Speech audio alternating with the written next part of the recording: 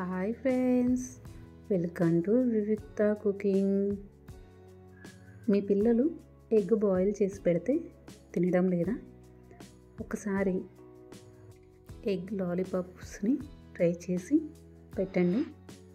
వద్దు అనకుండా ఎన్ని కావాలి అంటే అన్నీ లాగించేస్తారు.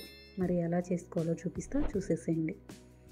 ముందుగా 5 గుడ్లను తీసుకొని ఉడికించుకొని తీసుకోవాలి. ఈ విధంగా ఉడికించుకున్న గుడ్లని తురుముకోవాలి.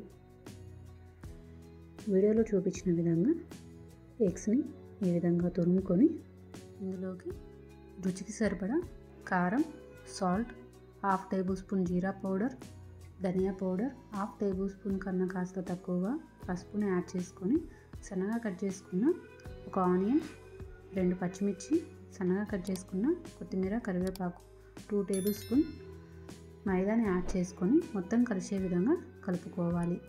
వాటర్ని యాడ్ చేయాల్సిన అవసరం లేదు. వీడియోలో చూపించిన విధంగా ఎగ్ మిశ్రమాన్ని కలుపుకొని కొంచెం కొంచెంగా పిండిని తీసుకొని చిన్న సైజ్ బాల్స్ లాగా చేసుకొని పక్కన పెట్టుకోవాలి. ఇప్పుడు ఒక చిన్న బౌల్లో 1 టేబుల్ స్పూన్ మైదా, ఒక చిన్న గ్లాస్ వాటర్ని యాడ్ చేసుకొని కలుపుకొని పక్కన పెట్టుకోవాలి. 4 పీసెస్ బ్రెడ్ని తీసుకొని మిక్సీ పట్టుకొని పొడిలాగా చేసుకొని తీసుకున్నాను.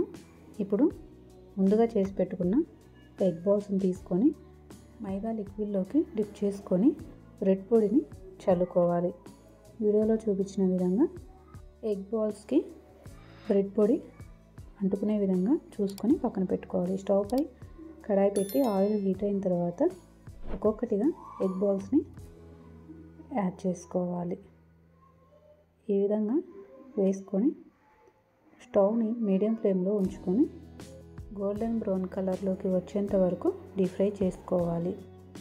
స్టవ్ని హై ఫ్లేమ్లో పెట్టారు అంటే పైన మాత్రమే కానీ లోపల పచ్చిగా అలానే ఉండిపోతాయి.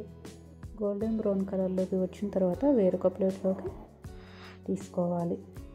ఇంతేనండి, ఎంతో సింపుల్గా ఈ ఎగ్ లాలీపాప్స్ని ఇంట్లోనే ఈజీగా చేసుకోవచ్చు. ఇలా చేసి పిల్లలకు పెట్టండి, ఒకటిని మించి ఇంకొకటి ఈజీగా తినేస్తారు. మీరు కూడా మీ ఇంట్లో ట్రై చేసి మీ పిల్లలకు ఎలా నచ్చాయో కామెంట్ సెక్షన్లో కామెంట్ చేయండి. మీకు కనుక ఈ వీడియో నచ్చితే లైక్ చేసి సబ్స్క్రైబ్ చేసి మీ ఫ్రెండ్స్కి, రిలేటివ్స్కి షేర్ చేయండి.